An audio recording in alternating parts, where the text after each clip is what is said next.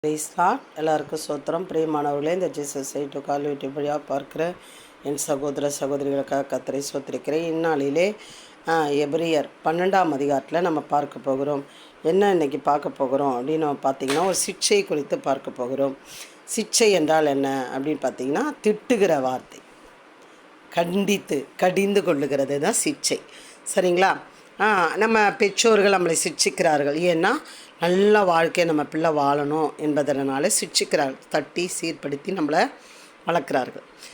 அதே போல் நம்ம கர்த்தராகிய இயேசு கிறிஸ்து நம்மளை ஏன் சிட்சிக்கிறார் சில நேரங்களில் அப்படின்னு பார்த்திங்கன்னா, பரலோக ராஜ்யத்தின் பரம சேனையோட வாழ்க்கை வாழ நம்மளை சிட்சிக்கிறார்.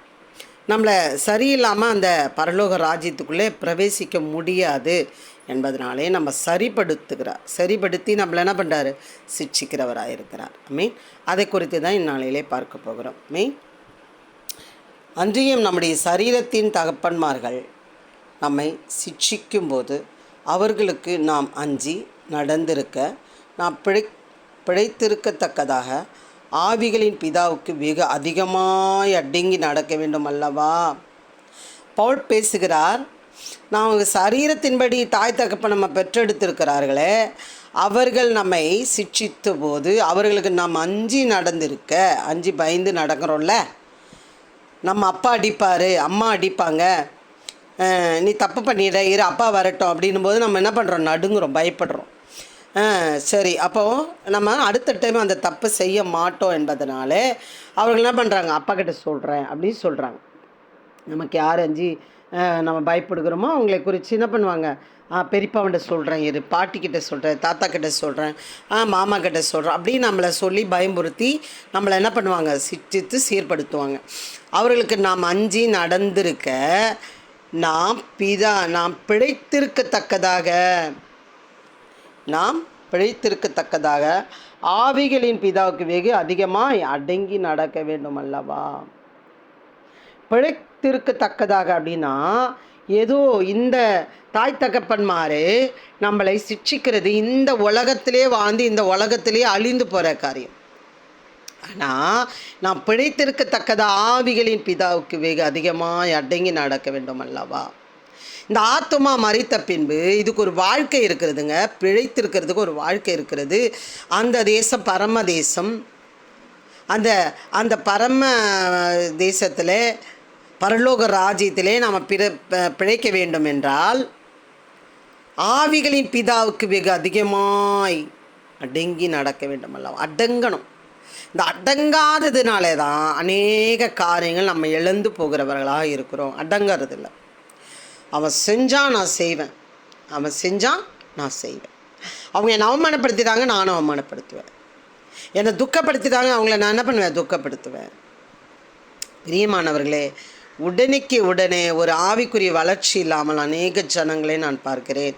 பிரியமானவர்களே, இதை பார்த்து கொண்டுகிற சகோதரி சகோதரனே, ஒருவேளை உங்களை யாரோ அவமானப்படுத்திட்டாங்க, யாரோ துக்கப்படுத்திட்டாங்க, யாரோ உங்களை ஏதோ ஒன்று சொல்லிட்டாங்கன்ட்டு நீங்கள் அவங்கள அவமானப்படுத்தணும்னு சொல்லி ட்ரை பண்ணிக்கிட்டே இருக்கீங்களா? அவங்கள பழிக்கு பழி வாங்கணும்னு சொல்லி நீங்கள் காத்து கொண்டு இருக்கிறீங்களா? வேதம் சொல்லுகிறது, அந்த ஒரு வசனம் மறந்துட்டேன் பாருங்கள், என்ன அதிகாரம்னு ஞாபகம் இல்லை. உதாசனம் பண்ணுகிறவர்களை விட்டு, விக்கிரக ஆராதனை செய்கிறவர்களை விட்டு, பொருளாசைக்காரர்களை விட்டு, திருடர்களை கொள்ளைக்காரர்களை விட்டு விலகணும். உதாசனை பண்ணிக்கொண்டே இருக்கிறார்களா, அவர்களை விட்டு விலகுன்னு தான் சொல்லுகிறது. விலகிடுங்க. பழிக்கு பழி வாங்கிறது உங்களோட வேலை இல்லை பிரியமானவர்களே. அப்போ பாருங்க, அவர்கள் தங்களுக்கு நலமென்று தோன்றினபடி கொஞ்ச காலம் சிட்சித்தார்கள். எது சரி அப்படின்றத தோன்றும் வரைக்கும் என்ன பண்ணுறாங்க, நலமென்று தோன்றும்படி கொஞ்ச காலம் சிட்சிக்கிறார்கள். ஏன்னா நம்ம வளர்ந்து கொஞ்சம் பெரியங்களான வரைக்கும் நம்மளை சிட்சிக்கிறாங்க. இவரோ நம்முடைய பரிசுத்தத்துக்கு நாம் பங்குள்ளவர்களாகும் பொருட்டு நம்முடைய பிரயோஜனத்துக்காகவே நம்மை சிட்சிக்கிறார். தாய் தகப்பன் கையிலேருந்து நம்ம யாரிடத்தில் வந்து விடுகிறோம், நம்ம படைத்தவரிடத்தின் கரத்திலே நம்ம வந்து விடுகிறோம். பிரியமானவர்களே, இவரோ நம்முடைய பரிசுத்தத்துக்கு. அப்போ நம்ம தவறு செய்யும் பொழுது, பழி வாங்கணும்னு நினைக்கும் பொழுது, ஒருத்தரை அற்பமாக பேசும் பொழுது, இழிவாக பேசும்பொழுது, அலட்சியம் பண்ணும்பொழுது, உதாசீனம் பண்ணும் பொழுது நம்ம கரைப்படுகிறவர்களாக மாறி போகிறோம். பிரியமானவர்களே, நம்முடைய பரிசுத்தத்துக்கு நாம் பங்குள்ளவர்களாகும் பொருட்டு, பரிசுத்தத்துக்கு எதெல்லாம் குறைவாக இருக்கிறது கவனிங்கள். நமக்குள்ள பரிசுத்தம் அசிசிப்படுக்கிறதுக்கு என்னெல்லாம் காரணம் இருக்குது நம்ம சிந்திக்கப்படணும், யோசிக்கணும். இல்லைன்னா நம்ம பரலோக ராஜ்யத்தை இழந்து விடுவோம். அவங்கள்ட்ட விலகுங்க. எவரோ நம்முடைய பரிசுத்தத்துக்கு அவருடைய பரிசுத்தத்துக்கு பங்குள்ளவர்களாகும் பொருட்டு நம்முடைய பிரயோஜனத்துக்காகவே நம்மை சிட்சிக்கிறார். எவ்வளோ பெரிய வார்த்தை பாருங்கள். எந்த சிட்சையும் தற்காலத்தில் சந்தோஷமாய் காணாமல் துக்கமாய் காணும். அடங்க முடியாது, கீழ்ப்படிய முடியாது, கேட்காது, சொல்கிறது கேட்காது, அது துக்கமாக இருக்கும். ஆகிலாம் பிற்காலத்தில் அதில் பழகினவர்களுக்கு அது நீதியாகிய சமாதான பலனை தரும். பிரியமானவர்களே, நம்ம யார் தெரியுங்களா? அந்த பலனை பெறுகிறவர் நம்ம யார் தெரியுங்களா? நீங்களோ சீயோன் மலையில் மேல் நிற்கும் ஜீவனுள்ள தேவனுடைய நகரமாகிய பரம எருசலேமின் இடத்துக்கும் 1000-10,000 தேவ தூதர்கள் இடத்திற்கும் பரலோகத்தில் பேரெழுதியிருக்கிற முதற் பேரானவர்களின் சர்வ சங்கமாகிய சபையினிடத்துக்கும் யாவருக்கும் நியாயாதிபதியாகிய தேவனிடத்துக்கும் பூரணமாக்கப்பட்ட நீதிமான்களுடைய ஆவிகள் இடத்திற்கும். எவ்வளோ பெரிய பட்டியல். புது உடன்படிக்கையின் மத்தீசராகிய இயேசுவினிடத்திற்கும் ஆபேலினுடைய இரத்தம் பேசினதை பார்க்கிலும் நன்மையானவைகளை பேசுகிற இரத்தமாகிய தெளிக்கப்படும் இரத்தத்திற்கு வந்து சேர்ந்தீர்களே, அப்படியேப்பட்டவர்களாக இருக்கிறீர்கள். பரலோகத்தில் பேர் எழுதியிருக்கிற முதற் பேரானவர்களின் சர்வ சங்கமாகி சபையினிடத்துக்கும் யாவருக்கும் நம்மளோட பேர் எழுதப்பட்டிருக்கிறதாம். அந்த இடத்துக்கு நம்ம வந்து சேர்ந்தீர்கள்.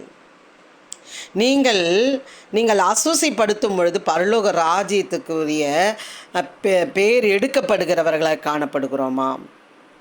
அதே சொல்ல, பேசுகிறவர்கள் நீங்கள் செவி கொடுக்க மாட்டோம் என்று விலகாதபடிக்கு எச்சரிக்கையாருங்கள். ஏனெனில் பூமியிலே பேசினவருக்கு செவி கொடுக்க மாட்டோம் என்று விலகினவர்கள் தப்பி போகாமல் இருக்க பரலோகத்திலிருந்து எப்படி பூமியிலே பேசினவருக்கு செவி கொடுக்க மாட்டோம் என்று விலகினவர்கள் தப்பி போகாமல் இருக்க பரலோகத்திலிருந்து பேசுகிறவரை நாம் விட்டு விலகினால் எப்படி தப்பி போவோம்? பிரியமானவர்களே, கவனம். நம்ம சாதாரணமானவர்கள் அல்ல, நம்ம லேஸ்பட்டவர்கள் அல்ல, ஏதோ பூமிக்குரிய வாழ்க்கை மாத்திரம் வாழ்ந்துட்டு போகிறவர்கள் அல்ல. நமக்குன்னு ஒரு பெரிய பரலோக ராஜ்யமே திறந்து வைத்திருக்கிறது. அதுக்கு பங்குள்ளவர்களாக நாம் இருக்க போகிறோம்.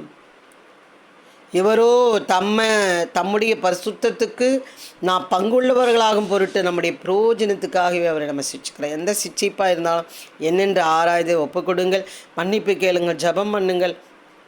தற்பெருமை உள்ளவர்களாக இருக்காதீர்கள், பெருமை உள்ளவர்களாக இருக்காதீர்கள், உதாசனம் பண்ணுகிறவர்களாக இருக்காது, தர்க்கம் பண்ணுகிறவர்களாக இருக்காதீர்கள், எதிர்த்து பேசுகிறவர்களாக இருக்காதீர்கள், பிரிக்கிறவர்களாக இருக்காதீர்கள். அநேக ஜனங்களுக்கு ஊழியமோ குடும்பமோ கட்டுகிறவர்களாக சேர்த்து வைக்கிறவர்களாக இருங்கள். கண்டிப்பாக கர்த்தர் உங்களை கட்டி எழுப்புவாராக. ஆமென். நீங்கள் தேவனுடைய ராஜ்யத்தின் பிரதிநிதியாக இருக்கிறீர்கள் என்று சிந்தித்து செயல்படுங்கள். கர்த்தர் உங்களை ஆசீர்வதிப்பாராக. Amen. God bless you. Hallelujah.